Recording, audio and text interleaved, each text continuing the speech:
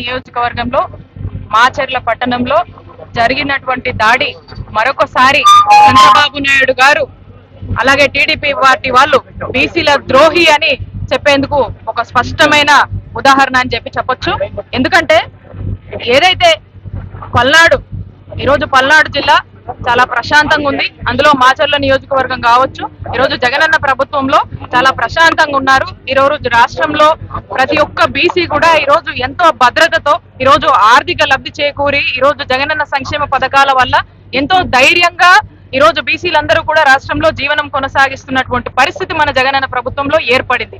మరి ఇలాంటి పరిస్థితుల్లో రీసెంట్ గా ఏదైతే జయహో బీసీ అని ఈరోజు వైఎస్ఆర్ కాంగ్రెస్ పార్టీ ఏదైతే నిర్వహించినటువంటి సభ సక్సెస్ఫుల్ అవ్వడము, అందులో రాష్ట్రంలోని బీసీ ప్రతినిధులందరూ కూడా చాలా పెద్ద ఎత్తున తరలి వచ్చి జగనన్నకు మద్దతు తెలపడము, ఇదంతా కూడా చంద్రబాబు నాయుడు గారు